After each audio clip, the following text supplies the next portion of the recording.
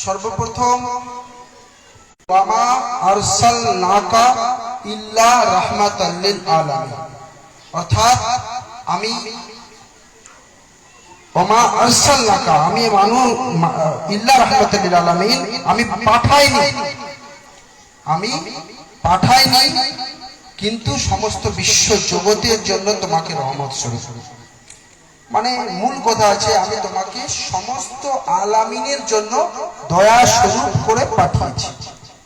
আজকে আমরা এই সোনা কানাই গ্রামে এই উপস্থিত হয়েছি কি কারণে? হযরত মুহাম্মদ সাল্লাল্লাহু আলাইহি সাল্লামের জন্ম মাস 12 রবিউল আউয়াল, অর্থাৎ মৌলুদুন নবী, অর্থাৎ নবীজির জন্ম দিবসকে সেলিব্রেট করার জন্য, পালন করার জন্য আল্লাহ বলছেন যে আমি পাঠিয়েছি তোমাকে সমস্ত বিশ্ব জগতের রহমত স্বরূপ। আমার একটি প্রশ্নের উত্তর দেবে, এই বিশ্ব জগৎ আলামিন, শুধু মানুষ বলিনি, আমি মানুষ বলেছি। আল্লাহ কি কোরআনে বলেছে মানুষ? আলামিন আরবি শব্দ, আলামিন শব্দ চয়ন করছে। তো আল্লাহ তাআলা, আমি তো সর্বপ্রথম ধন্যবাদ দিই আপনাদের সোনাইগ্রাম গ্রামের সমস্ত কমিটির লোকেদের, আমাদের সভাপতি রাজিবুদ্দিন সাহেব, জাহাঙ্গীর সাহেব এবং খাস করে মুফতি শাহনওয়াজ সাহেবকে, যিনার আমন্ত্রণে আমি আপনাদের গ্রামে উপস্থিত হতে পেরেছি। এবং এই মঞ্চে, এই মজলিসে, এই ইজলাস, মজলিস বা ইজলাস দুটি শব্দ, আরবি শব্দ সবকিছু, এই মজলিস বা ইজলাসে আমরা উপস্থিত হয়েছি। প্রথম প্রশ্ন আসে যে এই সমস্ত যেটা আমরা পালন করছি, ইজলাসে পালন করছি, মজলিস পালন করছি, এটা কি নবী করিম সাল্লাল্লাহু আলাইহি সাল্লামের সাহাবারা পালন করেছেন?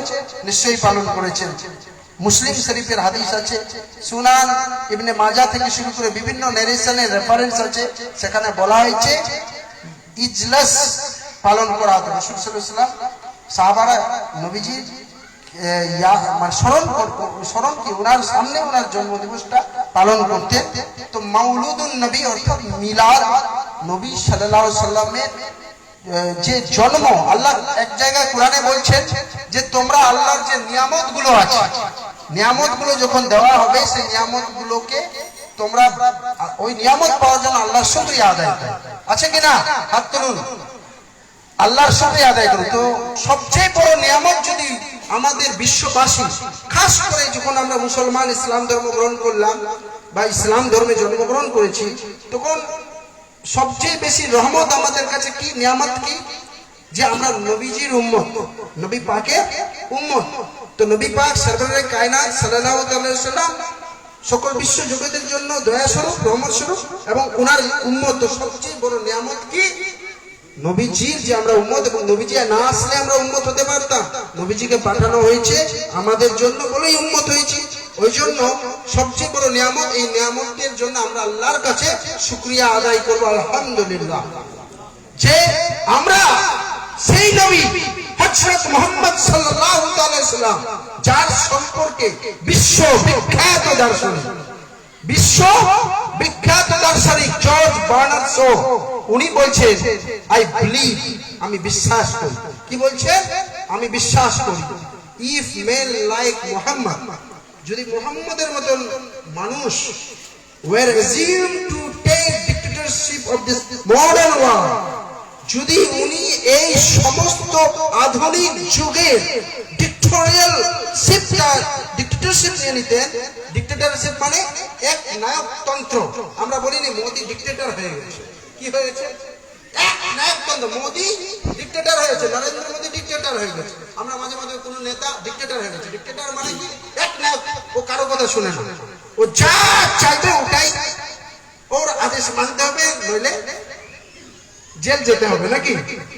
দেখ, আমি ওই প্রসঙ্গে আসছি না, জেল যেতে হবে না ইনশাআল্লাহ।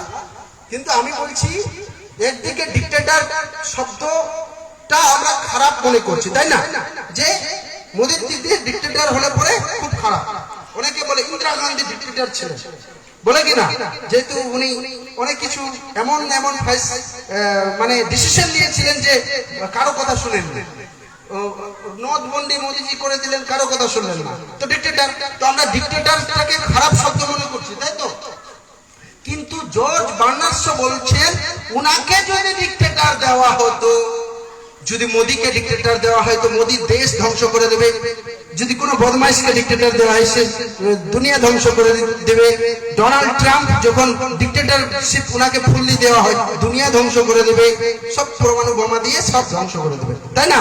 কিন্তু আকায় নামদার কুরবান যান আর আলহামদুলিল্লাহ শুকরিয়া আদায় করুন সেই নবী, যে নবী সম্পর্কে একজন পৃথিবী বিখ্যাত দার্শনিক বলছেন যদি মুহাম্মদ সাল্লাল্লাহু আলাইহি সাল্লামকে ডিক্টেটরশিপ দিয়ে দেওয়া হয়, যদি উনাকে এক নায়কতন্ত্র দিয়ে দেওয়া হয়, অর্থাৎ if men like Muhammad were assumed to dictatorship of this modern world, then what happened? কি হতো? what would be happened? কি হতো? বলছে he could succeed to solving all its problems. অর্থাৎ উনি সফল হতেন ভারত বিশ্বের সমস্ত সমস্যাগুলি সমাধান করতে। বলুন সুবহানাল্লাহ।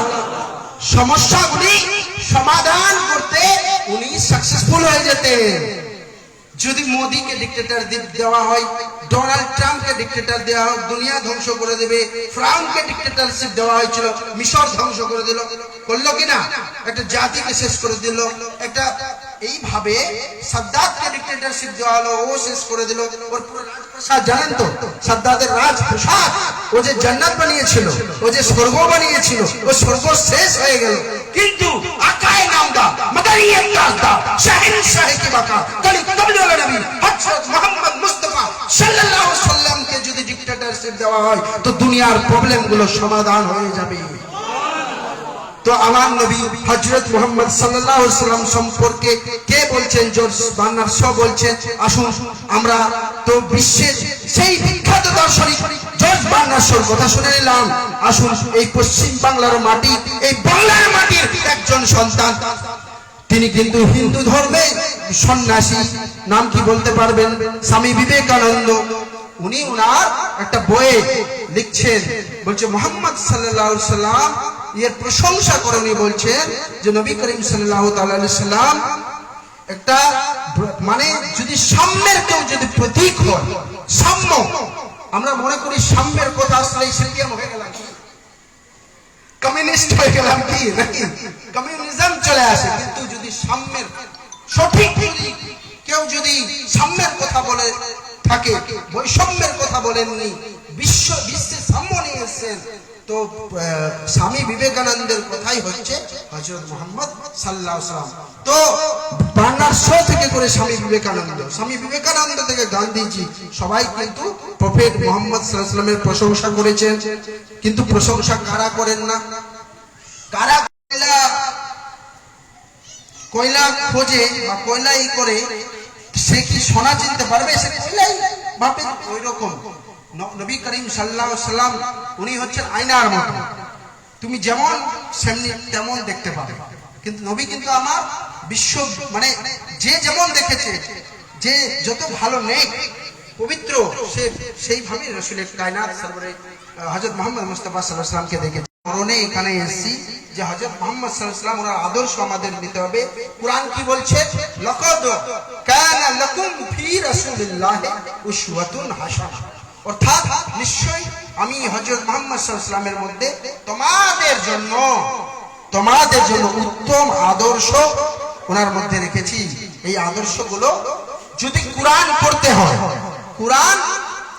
হয় আমরা পড়ি তো, আর কোরআন যদি দেখতে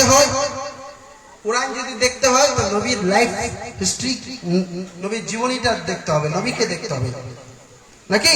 তো শায়ের বলছেন, ইকবাল বলছেন যে কি ওফা तूने मोहम्मद से, की वफा तूने मोहम्मद से, हम तेरे है, ये जहां चीज क्या है, लोहो कलम तेरे है।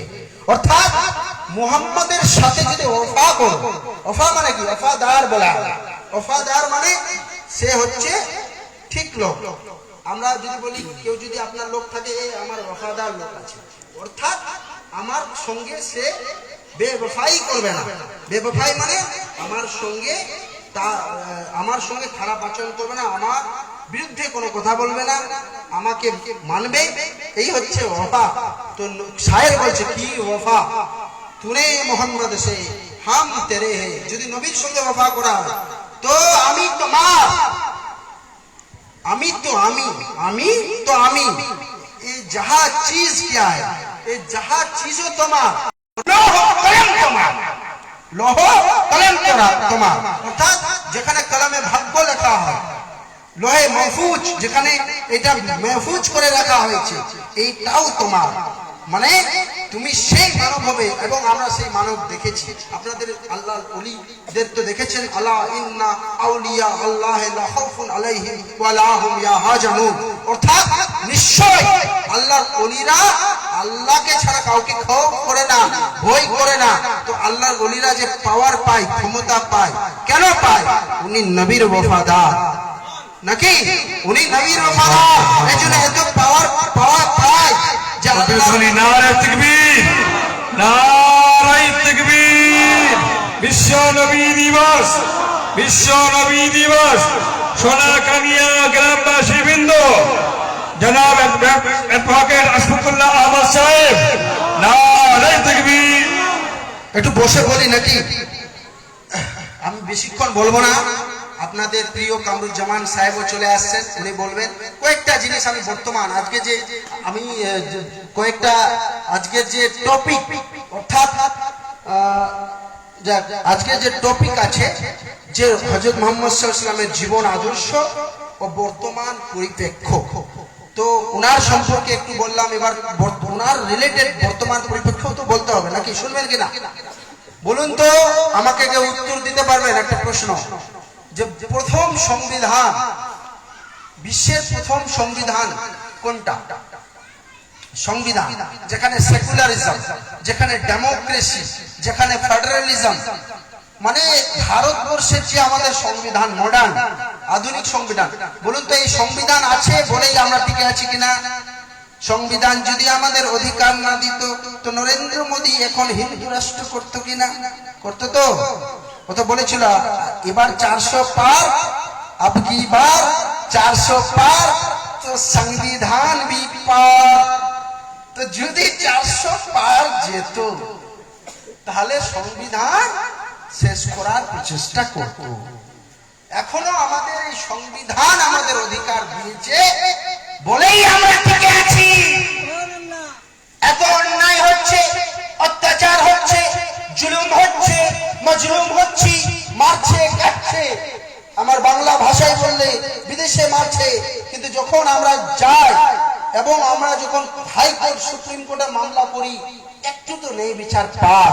ওটা কিসের জন্য পাই? ওটা সংবিধানের জন্য পাই। ভারতবর্ষের সংবিধান, কনস্টিটিউশন অফ ইন্ডিয়ার জন্য পাই। তো আমার প্রশ্ন হচ্ছে, বিশ্বের সর্বপ্রথম সংবিধান কে তৈরি করেছিল, কোথায় তৈরি হয়েছিল এবং তার নাম কি? কেউ কি বলতে পারবেন? যিনি বলতে পারবেন হাত তুলবেন। কেউ বলুন আইডিয়া। অনেক আমার এখানে মাস্টার, ডাক্তার, অনেক লোক রয়েছেন শিক্ষিত।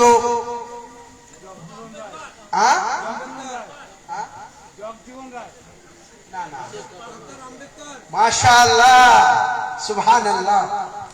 যাক, একজন ভাই, কি নাম ভাই আপনার? সাইফুদ্দিন মন্ডল। মাশাআল্লাহ, মাশাআল্লাহ। সাইফুদ্দিন মন্ডল সাহেব কিন্তু বলে দিলেন সঠিক উত্তরটা। পৃথিবীর যদি সবচেয়ে প্রথম সংবিধান এই ধাঁচার তৈরি করে থাকে, যেখানে সব ধর্মের লোকের অধিকার রয়েছে, যেখানে সব জাতির লোকের অধিকার রয়েছে, যেখানে গণতন্ত্র আছে, যেখানে ফেডারেলিজম আছে, যেখানে সেপারেশন অফ পাওয়ার আছে, যা basic structure of the constitution, মূল কাঠামো ভারতের সংবিধান। এই ধরনের সংবিধান যদি পৃথিবীর এই মডার্ন ওয়ার্ল্ডকে, এই বিশ্বের আধুনিক যুগে যদি আধুনিক মানুষদেরকে যদি প্রথম কেউ দিয়ে থাকে, তার নাম হচ্ছে আকায়ে নামদার, মাদানিয়ে তাজদার, শাহেনশাহে কি বাগার, নবী হযরত মুহাম্মদ সাল্লাল্লাহু তাআলা আলাইহি ওয়াসাল্লাম। তো প্রশ্ন হচ্ছে, দ্বিতীয় প্রশ্ন হচ্ছে, সংবিধানের নাম কি? বলতে পারলে হাত তুলুন। সংবিধানের নাম হচ্ছে মিসাকে মদিনা। নাকি আলেম সাহেব এদিকে বসুন না। মিশাকে মদিনা, মিশাকে মদিনা অর্থাৎ আল্লাহ রাসূল আকাই নামদার মদিনার তাজদার হযরত মুহাম্মদ সাল্লাল্লাহু আলাইহি ওয়াসাল্লাম জানেন তো জন্মগ্রহণ করেছিলেন কোন শহরে? কোন শহরে? মক্কা শহরে। এবং মক্কা নগরী থেকে, মক্কা শরীফ থেকে অর্থাৎ মক্কা নগরী থেকে ওনাকে হিজরত করতে হয়েছিল। করতে হয়েছিল না ভাই? কেন করতে হয়েছিল? মক্কাবাসীরা যখন অধর্মীরা, যখন মক্কাবাসী অত্যাচারীরা জালিমরা যখন জুলুম করতে লাগলো হযরত মুহাম্মদ সাল্লাল্লাহু আলাইহি ওয়াসাল্লাম নবীজির সাথে, কারণ কিসের জন্য জুলুম করা? সত্য কথা বলার জন্য জুলুম করা, হককে তুলে ধরার জন্য জুলুম করা। আমি একটি আয়াত কোরআনের পড়ব, তারপর আমি শেষ করে দেব ইনশাআল্লাহ। যে সব কথা বলা, সত্য কথা বলার জন্য জুলুম হলো, জুলুম করে মক্কা থেকে মদিনায় হিজরত করে উনি আসছেন। সাহাবারা অনেকে মদিনা অর্থাৎ মদিনার নাম ছিল ইয়া শরীফ, নাকি ঠিক বলছি কিনা? ইয়া শরীফ। তো সেটার নাম নবী যখন আসলেন ওর নাম হয়ে গেল মদিনা, মদিনা শরীফ।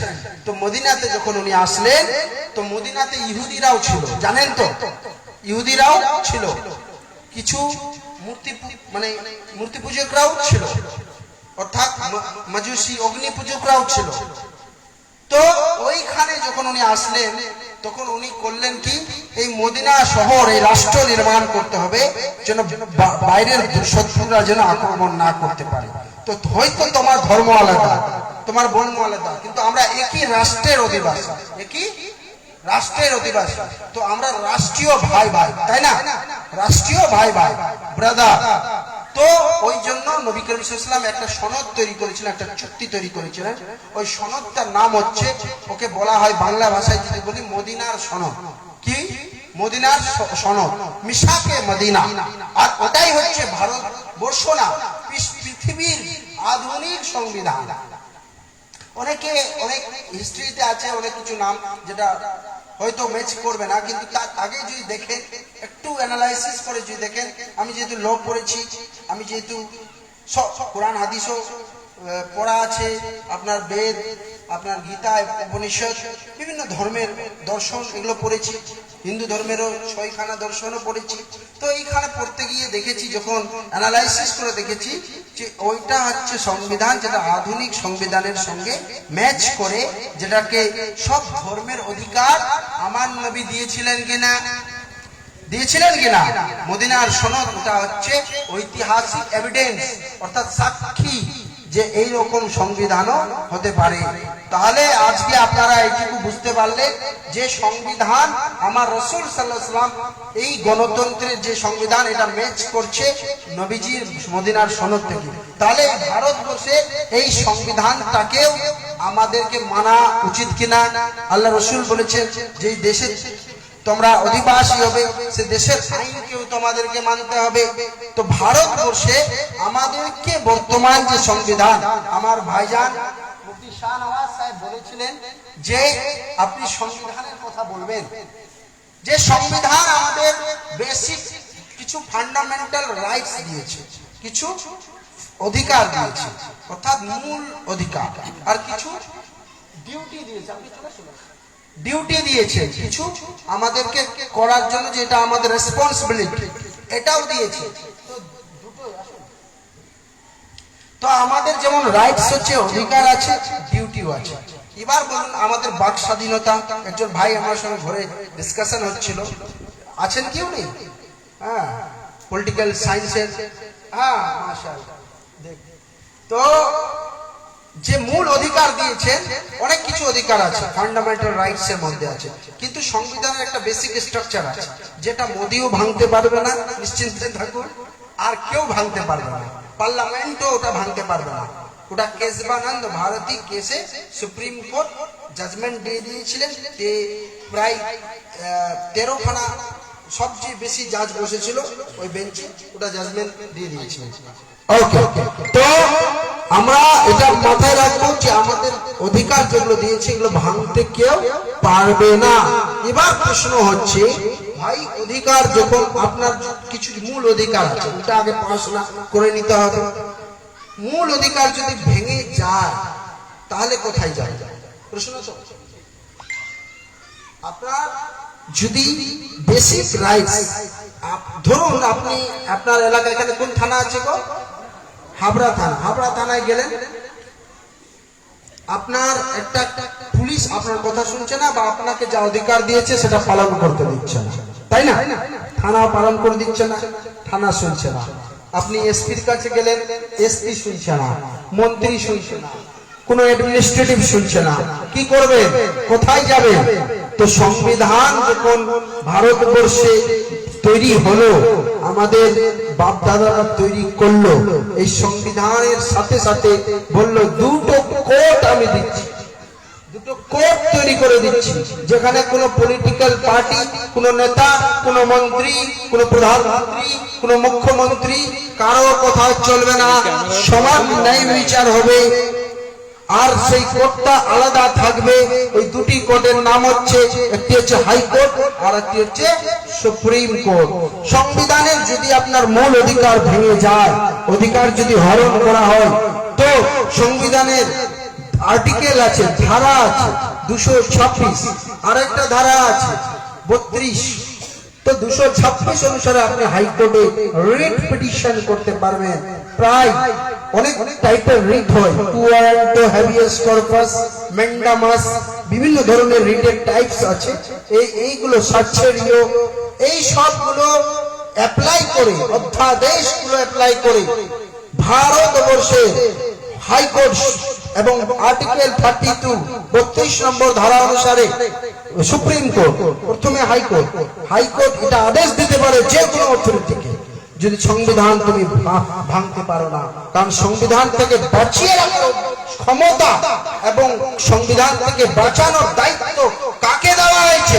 হাইকোর্টকে দেওয়া হয়েছে, সুপ্রিম কোর্টকে দেওয়া হয়েছে। তো এটা নেতা, মন্ত্রী, আইন, পার্লামেন্ট, বিধানসভা কেউ ভাঙতে পারবে না। যে ভাঙবে ওই মামলা, ওই যদি আইন তৈরি হয়, আইনটাও শেষ হয়ে যাবে। এখন আসি আমাদের বর্তমান পরিপ্রেক্ষিতে, মুসলিম সমাজ শুধু নয়, ভারতবর্ষের মানুষের জন্য বটে, কিন্তু মুসলিম সমাজের জন্য খাস করে ওয়াকাফ আইন এসেছে। ওয়াকাফ আইন এসেছে। এই আইনটা সবচেয়ে বেশি যদি কেউ ক্ষতিগ্রস্ত হয়, আমরা হব, মুসলমানেরা হব। কারণ এই ওয়াকাফ আইন, এই যে ওয়াকফ, এর আইডিয়া আল্লাহ রাসূল সাল্লাল্লাহু আলাইহি ওয়াসাল্লাম দিয়েছিলেন, এবং এটা সাদকায়ে জারিয়া থেকে এসেছে, যে আমি যদি মারা যাই সব আমল শেষ হয়ে যাবে, নাকি? সাদাকা জারিয়া, ইল্লা মিন সাদাকাতিন জারিয়া। মুফতি সাহেব হাদিস, কুরআন, ফতোয়া, ফরাইজ, মুফতি সাহেবরা বলবো। আমরা একটু বললাম কোরআন হাদিস, কিন্তু আমরা আইন বলবো, কারণ আমরা আইনটা আমরা স্পেশালিস্ট। আর উনি হচ্ছেন হাদিস, কুরআন, ফতোয়া, ফরাইজের স্পেশালিস্ট। মুফতি মানে কি? মুফতি মানে উকিল, কিন্তু বুঝতে হবে উনি কোরআন আর সুন্নাহর অ্যাডভোকেট, আর আমরা হচ্ছি ভারতের সংবিধান আর আইনগুলো অ্যাডভোকেট। তো আগে যখন ইসলামের আইন ছিল, অর্থাৎ বাদশাহ বা খলিফার রাজত্ব ছিল, তখন অ্যাকচুয়ালি ওকালতি করতেন মুফতি সাহেব। ওকালতি কনসেপ্টটাও মুফতি সাহেব ইসলাম থেকেই এসেছে। আমি যদি আপনাকে হিস্ট্রি যাচ্ছি না আমি অত দূর, তো আমি বলতে চাইছি এই জারিয়ার সাথে সব আমল শেষ হয়ে যায়, কিন্তু কিছু আমল থাকে যেগুলো হচ্ছে গাছ লাগিয়ে দিলেন, কাউকে শিক্ষা জ্ঞান দিয়ে দিলেন, সে জ্ঞানটা বাড়াচ্ছে, আপনার ওই জ্ঞান কোনো ছাত্রকে পড়িয়ে দিলেন, এবং নেক সন্তান রেখে গেলেন, নেক সন্তানের দোয়া, মাদ্রাসা বানালেন, মসজিদ বানালেন, কবরস্থান দান করলেন, জলের জন্য কুয়ো দিলেন, বা একটা ট্যাঙ্কি বানালেন, বা যে কোনো ভালো কাজ যেটা থাকছে, যতদিন সেটা পৃথিবীর বুকে থাকছে, আপনি ইন্তেকালের পরে, মুনতাকিল হয়ে যাওয়ার পরেও ওর নেকি পাবেন। এই কনসেপ্ট থেকে ওয়াকফ এসেছে বলেই এটা থেকে উৎসাহিত হয়ে আমাদের বাপ দাদারা খুব উৎসাহিত হয়ে, বড় বড় জমিদার, রাজা, মহারাজা, এরাও খুব দান করেছে, কোথাও এগুলো দান করেছে। তো এই জমিগুলোকে কি করে কবজা করতে হবে, ও খুব পাই করতে হবে, নিতে হবে। এর জন্য মোদিজি অনেক উকিল লাগালেন, লাগিয়ে ওরা ফর্মুলা বাইর বের করলো যে এই ওয়াকফ আইনটাকে সংশোধন করে দেওয়া, নাম এমন রাখো যে মনে হবে ওয়াকফটাকে বাঁচানোর জন্য নিয়ে এসেছি, হকিকতে আসলে ওয়াকফটা ধ্বংস করার জন্য নিয়ে এসেছি। কোনোদিন সময় হলে আমি ইনশাআল্লাহ এই ওয়াকফ বিষয়ে আমি প্রচুর বক্তব্য দিয়েছি, প্রচুর এই আবরা বসিরা থেকে শুরু করে ওয়াকফের উপরই শুধু বক্তব্য দিয়েছি। এই যখন আমাদের ব্রিগেড ডাকা হয়েছিল, মনে আছে তো আপনাদের, ব্রিগেড ডাকা হয়েছিল, তখন প্রচুর জায়গায় গিয়ে একদিনে 3-4 জায়গায় গিয়ে বক্তব্য দিয়েছি শুধু ওয়াকফ আইনের উপর। আমি এইটুকু হিন্টস দিয়ে দিয়ে যাচ্ছি, এই আইনটার কিন্তু আপনাদের সুপ্রিম কোর্টে এখন আছে, পেন্ডিং হয়ে আছে মামলাটা। আমিও উকিল আছি, মামলা একটা আমাদের অর্গানাইজেশন ফাইল করেছে এবং অনেকে ফাইল করেছে। যদি সুপ্রিম কোর্ট আইন অনুসারে যেহেতু সংবিধানের অনেক ধারা মূল ধারার সঙ্গে কি হচ্ছে, কন্ট্রাডিকশন হচ্ছে, এই জন্য সুপ্রিম কোর্টে বাতিল হয়ে যাওয়ার সম্ভাবনা বেশি। যদি বাতিল না হয় তা কি মেনে নেবেন আপনারা? মানবেন? হাত তুলুন, কে কে মানবেন না? সকলকে একসঙ্গে প্রতিবাদ করতে হবে, প্রতিবাদ করতে হবে এই ওয়াকফ আইন। দ্বিতীয়, এখন আমি আস্তে আস্তেই দেখছিলাম গাড়িতে, আমার মোবাইলে নিউজ আসলো যে এনআরসি এর সিএ এর জন্য কি করেছে, ডিটেনশন ক্যাম্প তৈরি করার জন্য অমিত শাহ হোম মিনিস্ট্রি থেকে বলেছে। এটাও কিন্তু মানা যাবে না, এটাও মানা যাবে না। তুমি যার ভোটে প্রধানমন্ত্রী হলে, যার ভোটে মুখ্যমন্ত্রী হচ্ছ, তার সিটিজেনশিপ তোমার অধিকার আছে? কারো কাগজ নেই, কাগজ আমরা দেখাবো না। এই আন্দোলন ছিল, এই আন্দোলন করে রাখতে হবে। আর আল্লাহ কোরআনে বলছে ওই জাতির পরিবর্তন হয় না, ওই জাতির পরিবর্তন হয় না যে জাতি নিজে পরিবর্তন না চায়, যে জাতি নিজে চেষ্টা না করে, কথা বলে যে তুমি অন্য কারো হচ্ছে আমি যাব না। আল্লাহর আমাদের ইসলাম কি, আল্লাহ রাসূলের শিক্ষা কি, নবীর আদর্শ কি? আল্লাহ কোরআনে বলছেন কদ জাআকুম মিনাল্লাহি নূরু ওয়া কিতাবুম মুবিন, অর্থাৎ নিশ্চয় আমি আপনাকে নূর এবং একটা স্পষ্ট কিতাব আপনাদের কাছে পাঠিয়েছি। নূর মানে কি? নূরে নবী হযরত মুহাম্মদ। ইবনে কাসির ব্যাখ্যা করেছে। বিভিন্ন আমরা কোরআনের ব্যাখ্যা কোথা থেকে নেব? তাফসীর থেকে নেব না। তাফসীরে বলছে নূর হযরত মুহাম্মদ সাল্লাল্লাহু আলাইহি সাল্লাম, আর মুবিন মানে কিতাব, মুবিন মানে কোরআন।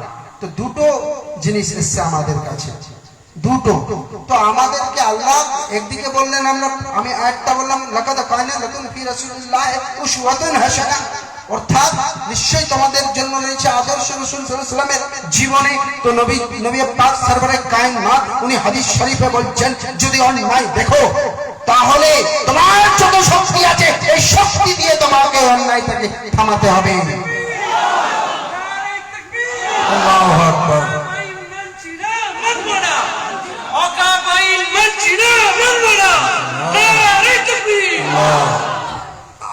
আর যদি তোমার ক্ষমতা না থাকে তাহলে তোমাকে মুখে বলতে হবে, আর সেটাও না থাকে সবচেয়ে দুর্বল ইমানের পরিচয় মনে মনে তাকে খারাপ মনে বাবা ঘৃণা করা। তাহলে আমাদেরকে সবচেয়ে আগে কি করতে হবে? এই জন্য ভাইজান বললেন আমি নাকি কথা বলি, অনেকে বলেন আপনি অ্যারেস্ট হয়ে যাবেন, মোদিজির পুলিশ অ্যারেস্ট করে নেবে, মমতা ব্যানার্জির পুলিশ অ্যারেস্ট করে নেবে। আমি বলি আমি সংবিধানের বাইরে কথা বলছি না। যে সংবিধান আমাকে অধিকার দিয়েছে, আপনাকে অধিকার দিয়েছে, সেই সংবিধানের মধ্য থেকে বলছি যদি অ্যারেস্ট করবে করুন, এর চ্যালেঞ্জ নিয়ে আমরা সংবিধান বাঁচাতে নেমে যাব। আল্লাহু আকবার। ভারতবর্ষের একজন নেতা রাহুল গান্ধী এখন একটি স্লোগান দিয়েছে কি, সংবিধান বাঁচাও। এই প্রয়োজনীয়তা কেন পড়ল? কারণ ভারতবর্ষের সমস্ত অধিকারগুলি সংবিধানের উপর টিকে আছে। সেই সংবিধান যেই সংবিধানের ম্যাচ করছে মিসাকে মদিনা মানে নবী হযরত মুহাম্মদ সাল্লাল্লাহু আলাইহি ওয়াসাল্লামের সংবিধানের মধ্য থেকে, যে যেই সংবিধান সকল ধর্মকে তাদের ধর্ম পালন করার অধিকার দিয়েছে, যেই সংবিধান মুসলিমদের অধিকার দিয়েছে, যেই সংবিধান দলিতদের আদিবাসীদের অধিকার দিয়েছে, যেই সংবিধান ছোট বড় কিচ্ছু করে না, যেই সংবিধান সমস্ত অন্যায়গুলো বন্ধ করার কথা বলা হয়েছে, এই সংবিধান বাঁচাতে আমরা রাজি আছি কি না? সংবিধান বাঁচাতে রাজি আছি কি নেই? হাত তুলে সকলে বলুন কারা কারা আছে। নারে তাকবীর, নারে তাকবীর, নারে তাকবীর, নারে রিসালাত, নারে রিসালাত, নারে রিসালাত। আলহামদুলিল্লাহ, আমরা সকলে এখানে সংবিধান বাঁচানোর জন্য একত্রিত হয়েছি। কেন? আল্লাহ রাসূল সাল্লাল্লাহু আলাইহি সাল্লামের আদর্শে সেই সংবিধান তৈরি। আজকে সেই সংবিধানকে ধ্বংস করে দিয়ে ভারতবর্ষের হিন্দু মুসলমানের মধ্যে ঝগড়া লাগিয়ে দিতে চাইছে। এই ঝগড়া আমরা মানছি না। হিন্দু মুসলিম ভাই ভাই, সকলে বলুন হিন্দু মুসলিম ভাই ভাই। আমার জুনিয়র বিশ্বজিৎ রয় কাম প্রামাণিক, ও কিন্তু ব্রাহ্মণ, পুজো করে এবং তার মন্দিরও রয়েছে, হ্যাঁ নাম করা 300 জন প্রায়। আমি একদিন বসে আছি, একদিন দেখছি ওনার বাড়িতে আমি গেছি, হঠাৎ গেছি, আমি তো জানি না। একদিন হাওড়া কোর্টে একটা মামলা করতে গিয়েছিলাম, হাইকোর্ট থেকে হাওড়া কোর্টে মামলা করতে গিয়েছিলাম। মামলা করতে গিয়ে দেখছি যে একজন এসে দুজন ওনাকে প্রণাম করলো। আমি বললাম এই তো বয়সে ছোট, আবার এরা বয়স্ক মানুষরা প্রণাম করলো কেন? মনে একটা কি হলো, আমি তো বুঝতে পারিনি। তারপর আমি ভাবছি ওকে জিজ্ঞেসও করতে পারছি। হঠাৎ একদিন ওর বাড়ি গিয়েছি, ভুলে গেছি জিনিসটা। তারপর ওর বাড়ি গিয়েছি, দেখছি 300 লোক লাইন দিয়ে।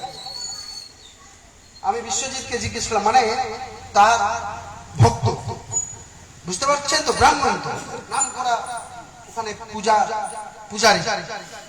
এবার ওনাকে আমি জিজ্ঞেস করলাম যে বিশ্বজিৎ, তুমি কি RSS কোনোদিন শুনেছো, রাষ্ট্রীয় স্বয়ংসেবক সংঘ? বলছে বাবার জন্মে শুনেছি। পশ্চিমবঙ্গে এটা ছিল না, কিন্তু এটা আনা হয়েছে কৃত্রিম ভাবে, যেন বাংলায় হিন্দু মুসলমান একজন। আমি একটা খালি উদাহরণ দিচ্ছি, একজন পীর সাহেব আছেন উত্তরপ্রদেশে, উনি একবার একটা গল্প বলছেন যে আমার দাদা বাবা এসে এই পশ্চিমবঙ্গে এসেছিল, আর পশ্চিমবঙ্গে যখনই দরুদ শরীফ পড়ি, ওনারা তো আল্লাহুম্মা সাল্লি আলা সাইয়্যিদিনা মুহাম্মদ, মানে আমরা যেটা পড়ি আল্লাহুম্মা, তো বাংলার এই যে তরিকা নবী একবার দরুদ শরীফ আল্লাহুম্মা সাল্লি আলা সাইয়্যিদিনা মাওলানা মুহাম্মাদ ওয়া আলি সাইয়্যিদিনা মাওলানা মুহাম্মাদ আল্লাহুম্মা সাল্লি আলা মাওলানা মুহাম্মাদ ওয়া আলা।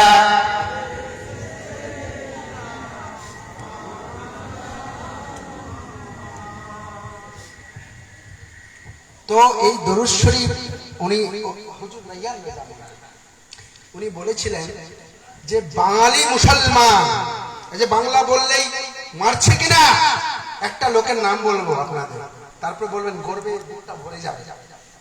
রাইয়ান রাজা উনি হুজুর বলছেন যে বাঙালি মুসলমানের এই যে দরুদ পড়ার তরিকা, আল্লাহ রাব্বুল মুহাম্মাদিন সাল্লাল্লাহু আলাইহি ওয়াসাল্লাম নাহনু ইবাদু মুহাম্মাদিন সাল্লাল্লাহু আলাইহি ওয়াসাল্লাম, এটা পড়ছেন উত্তরপ্রদেশ, বিহার, এই সমস্ত জায়গায় এইভাবে দরুদটা পড়া হয়। কিন্তু আমরা বাঙালি মুসলমানরা যখন দরুদ পড়ি বাংলাদেশ বা পশ্চিমবঙ্গ, আল্লাহুম্মা সাল্লি আলা, এই তরিকা, এই পড়ার যে ভিতর অন্তর দিয়ে পড়ার যে সিস্টেম, আর মন থেকে যে দরুদ পড়ার যে সিস্টেম, মন থেকে যেন আল্লাহ রাসূলের মুহাব্বতে পাগল হয়ে যাচ্ছে আর পড়তে আছে, এই দরুদের উসিলায় সবাই জান্নাতি হয়ে যাবে।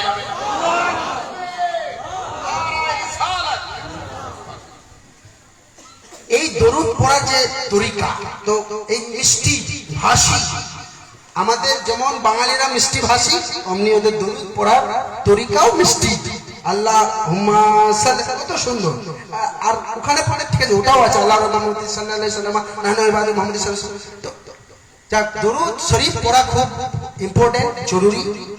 আমি যেটা প্রসঙ্গে ছিলাম সেই প্রসঙ্গে আসছি। আমরা অন্যায় মানব না, হিন্দু মুসলিমে বিভেদ করব না। আমার ভাই বিশ্বজিৎ রয় ব্রাহ্মণ ঘরের ছেলে, সে বলল যে এই বিভেদ ছিল না, হিন্দুরা তাদের ধর্ম পালন করবে, মুসলমানরা তাদের ধর্ম পালন করবে, কিন্তু এই বিভেদ ছিল না।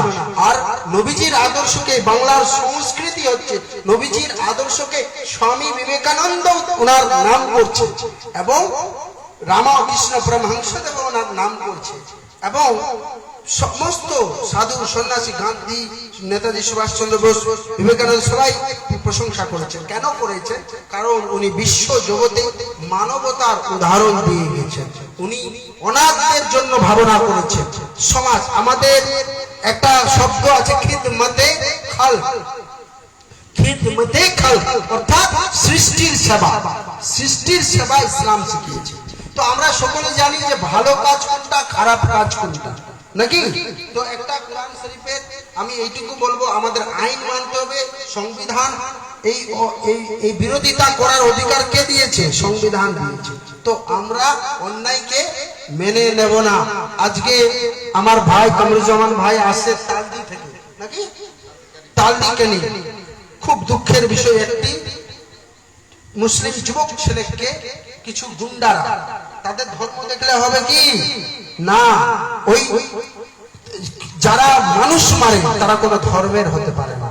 আর কোরআন বলছে, কোরআন বলছে যদি একটা নির্দোষ মানুষকে তুমি মারো, বিশ্ব মানবকে তুমি শেষ করে দেবে, ম্যানকাইন্ডকে হত্যা করবে। তো আমরা মারতে পারি না। এবং হিন্দু ধর্মেও, সনাতন ধর্ম, বেদের ধর্ম, বৈদিক ধর্ম, এখানেও বলেছে অন্যায়কে তুমি মারো, নির্দোষকে মারা যাবে না।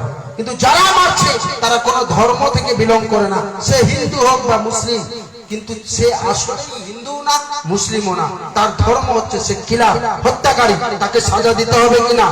সে জামালউদ্দিন ভাইকে যারা পিটিয়ে মারলো তাদেরকে সাজা চাইছেন কিনা? আজকে এত অত্যাচার কি মানবেন?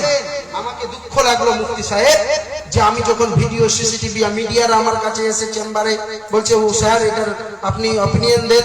আমি যখন দেখছি তো দেখছি যে মারছে, পিটছে, মব নিয়ে যাচ্ছে, আশেপাশের লোকেরা, এই যে আমি বললাম অন্যায়কে থামাও, আশেপাশের লোকেরা দেখছে। এই কার পুরুষতা চলবে না, অন্যায়কে থামাতে হবে। যদি সকলে মিলে দৌড় দিত না, ওই লম্পট গুন্ডাগুলো পালিয়ে বেড়াতো। কিন্তু এই সবাই হচ্ছে, আমি কি করব, নাকি? একটা কবি বলছেন, উর্দু শায়ের বলছেন, नसीहा मत कर नसीहत मेरे दिल घबराए है उसको दुश्मन जानता हूं जो मुझे समझाए। এটার ব্যাখ্যা আপনি বুঝতে পারবেন। আমি কোরআনের আয়াতটা পড়ি এবং আমি শেষ করে দিই ইনশাআল্লাহ। কারো প্রশ্ন থাকলে প্রশ্নের উত্তর দেব। কথা হচ্ছে, কোরআনে একটা সূরা আছে, সূরা আসর, কি আছে? আল্লাহ কোরআনে বলছে, ওয়াল আসর ইন্নাল ইনসানা লাফি খুসর, সময়ের শপথ, কসম জামানা, নাকি? কি বলছে? শপথ টাইমের, সময়ে, মানে সময়ের ইম্পর্টেন্স কত, সময়ের ইম্পর্টেন্স কত, আদাবের এই সময়। ইন্নাল ইনসানা লাফি খুসর, সমস্ত মানব খুসর অর্থাৎ ক্ষতির মধ্যে রয়েছে, ক্ষতির মধ্যে রয়েছে। প্রশ্ন হচ্ছে, আল্লাহ ইয়া রব্বুল আলামিন, এ রব্বে কাদির, এই জগতের প্রতিপালক, নাকি? সবাই যদি ক্ষতির মধ্যে রয়েছে, লাভের মধ্যে কে? ইন্নাল ইনসানা লাফি খুসর। আল্লাহ উত্তর দিচ্ছে এই কোরআনে, এই আয়াত, এই সূরাতে, ইল্লাল্লাযীনা আমানু, ইল্লাল্লাযীনা আমানু ওয়া আমিলুস সালিহাত ওয়া তাওয়াসাউ বিল হক্কি ওয়া তাওয়াসাউ বিশ সবর। অর্থাৎ তারা ক্ষতির মধ্যে নেই যারা ঈমান নিয়ে আসলো, অর্থাৎ যারা আল্লাহ আল্লাহ রাসূলের উপর বিশ্বাস স্থাপন করলো। তাহলে প্রশ্ন হচ্ছে, অনেকে তো মুসলমান আছে, ঈমান নিয়ে আসছে, বিশ্বাস আসছে, কিন্তু খুব পাপ টাপ করছে, তাহলে তারা কি ক্ষতির মধ্যে নেই? না, আল্লাহ বলছে ইন্নাল ইনসানা লাফি খুসর ইল্লাল্লাযীনা আমানু ওয়া আমিলুস সালিহাত। কিন্তু শর্ত আরেকটা দিয়েছে, যে তারা সালেহ কাম, ভালো কাজ করবে, সৎকর্মগুলো করবে, সৎকর্ম করছে।